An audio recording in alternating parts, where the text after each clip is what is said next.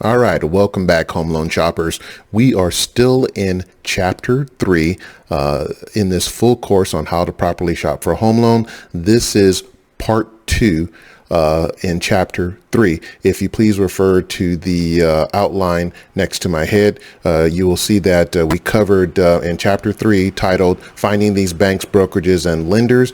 We covered in part 1 the referrals from friends and family, referrals from real estate agents, your current bank/credit union, and your current loan servicer. In this section, we're going to talk about the lead generators, local web search for brokers and small lenders, and close it up with the referrals from other companies. If you just stumbled across this video, this is just one chapter in a series on how to properly shop for a home loan presented by yours truly. The outline that you see next to my head is in the description of this video, and it is hyperlinked so that you can go to any part of the course that you would like to. And I encourage you, please, to join us.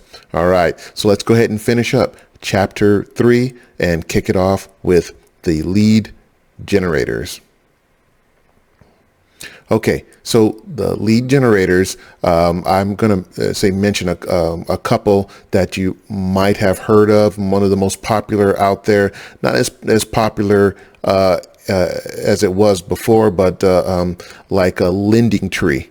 So everybody remembers, not everybody, but most of you out there remember the lending tree and all of their commercials that used to be out there. They were one of the biggest lead generators out there. You might have heard of like Lower My Bills. Those are a couple of the major ones, but there are still a slew of smaller lead generators out there. Now, you'll know the lead generators when you typically you'll run across their websites online where they're like, they present themselves as this wonderful type of service that connects you with the best lenders and whatnot. No, they're not the best lenders out there. And no, they don't just connect you with 3 of them. It's more like 3,000 of them. But it's a good thing. It's a good thing if you do this properly. Lead generators, it's a really cool, lazy way to get all types of brokerages, small lenders, big lenders, even banks coming to you, trying to sell you on a home loan. So if you don't want to mess around with any of the previous methods that I spoke about in the first part of this chapter, or even the following, if you just want to make it as easy as possible, you're like, I don't feel like friggin' going into the bank and calling the credit union and looking around, blah, blah, blah. You can put your information on one of these these sites here. They don't call them lead generators. They will have different names, to them, like Lending Tree, Lower My Bills, and greatwonderfulloans.com, whatever the hell they call it. But these people are lead generators. So what they do is they collect information from potential customers and sell them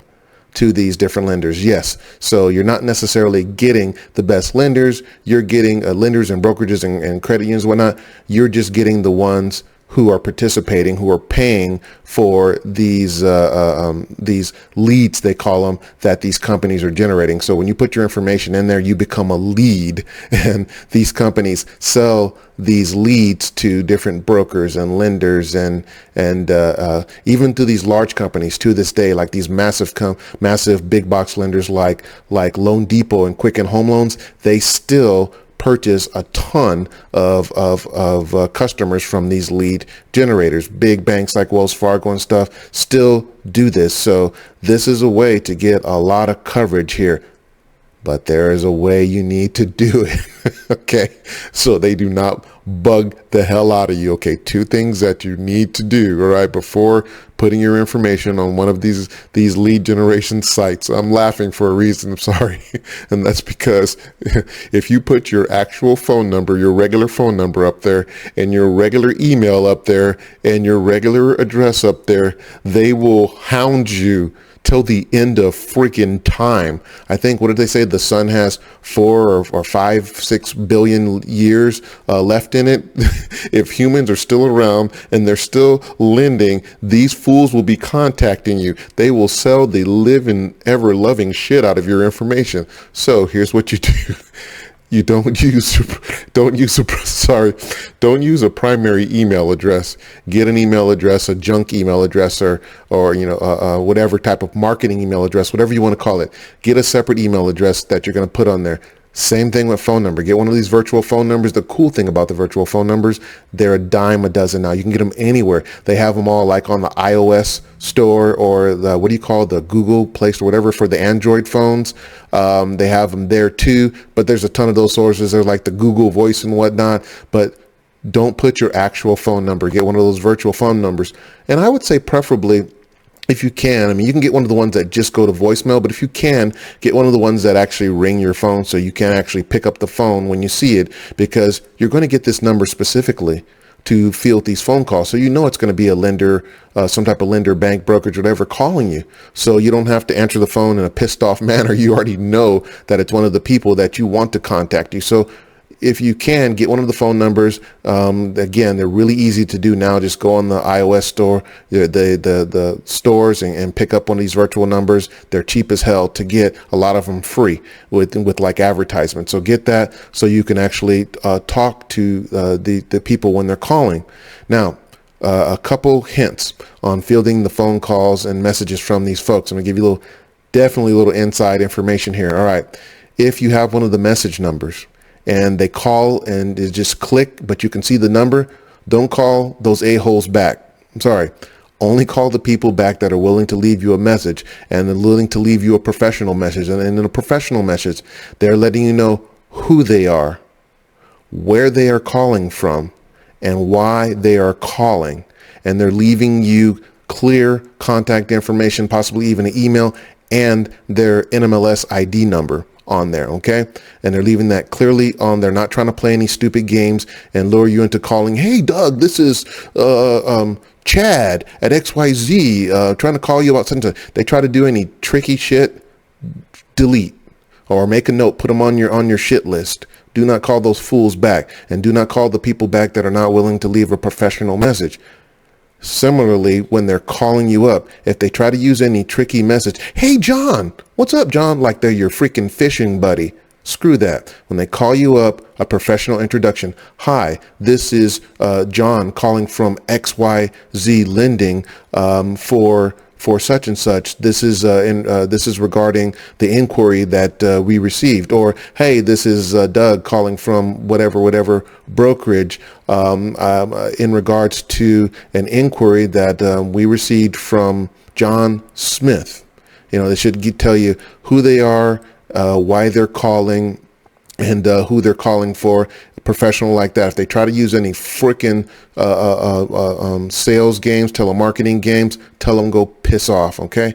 But again, great source. And then the emails, same thing on the emails. The email should come over professionally.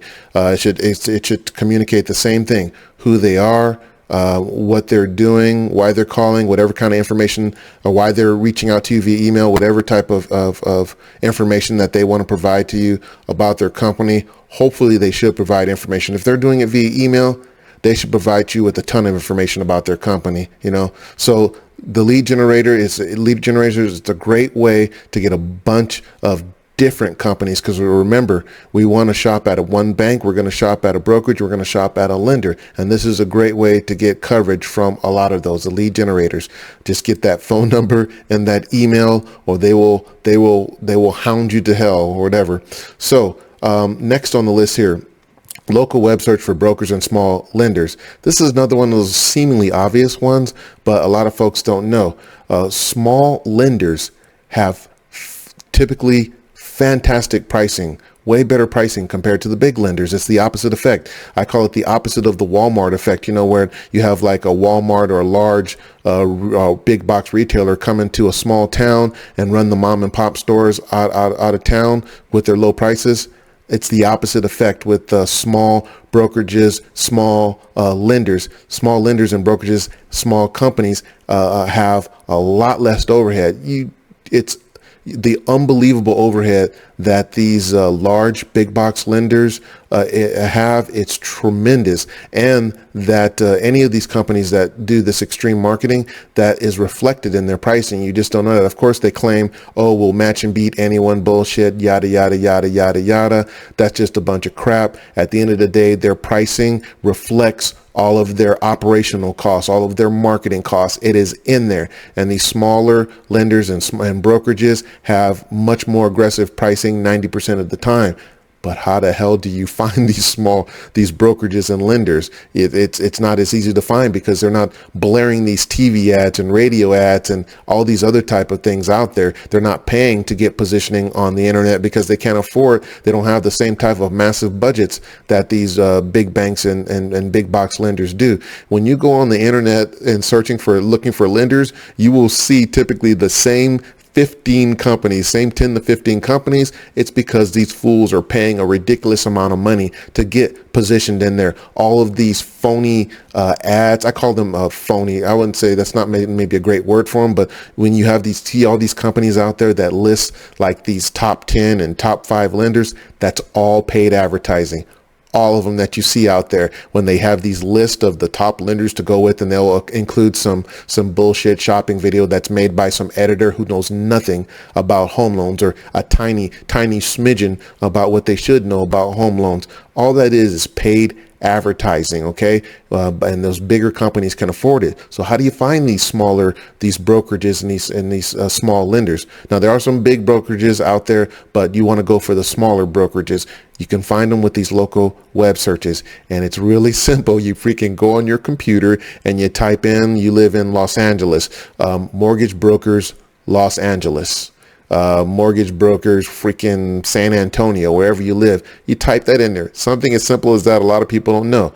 And you want to literally type that city in there. You don't just want to type mortgage brokers or whatever. Like, you want to type mortgage brokers San Diego, mortgage brokers wherever the hell you live. Type that in there, whatever city, and do it by the city. Don't do it by the state, because you want to get those small ones that are right there.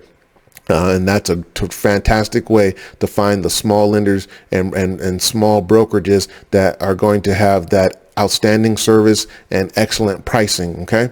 All right. So, and the last one on the list, this one you're not going to hardly run into, but if you do run into it, these are golden. And this is referrals from another company. The reason why you won't hardly run into this, because companies typically cannot refer you to another place because they are out there spending their money, their marketing dollars, and they've got regular employees working there, and those regular employees don't have the authority to just send these potential customers somewhere else. Even if they can't do it, their management teams don't allow them to do that. They get in trouble. So if they can't do the loan, or if they have crappy pricing on the loan, they can't just tell you, hey, why don't you go to XYZ Lending? You'll only run into this in a situation like if you're dealing with, say, a small lender or small brokerage where you're dealing directly with the broker, which is, again, I'm going to remind you about that. I mentioned it in the previous section. You want to when dealing with a brokerage, preferably deal directly with the broker. But anyway, if they refer you, like if somebody comes to me and they have a loan type that I don't do, remember I mentioned the previous chapter, a lender can't be a lender, or a brokerage or a bank. They can't be all things to all people. They cannot. There's not one company out there that can provide every type of loan. So same thing applies to me. Somebody contacts me, I can't do that type of loan, and they're a cool person, and I really want to help them out. I'll send them to somebody else, and even not necessarily one of my friends. If I do have a friend or something that works at XYZ Bank or XYZ Lender, whatever, I'll say, call up XYZ Lending. I do have a contact over there. You don't have to use my contact. I'll tell them, but you can talk to anyone, but I recommend XYZ Lending for something like this, or XYZ Bank for something like this. Those type of referrals are typically golden. They're rare because you can't always get those, but when you get something like that, definitely check it out. Those are golden. All right. So this concludes the part 2 in chapter 3 on finding these banks, brokerages, and lenders that you're going to end up going with. And then in the next chapter, I'm going to show you how to actually start the process of contacting these various companies and narrowing it down to the 3 that you're actually going to shop at. Okay, so thank you for watching the chapter 3, and I will see you on the next video.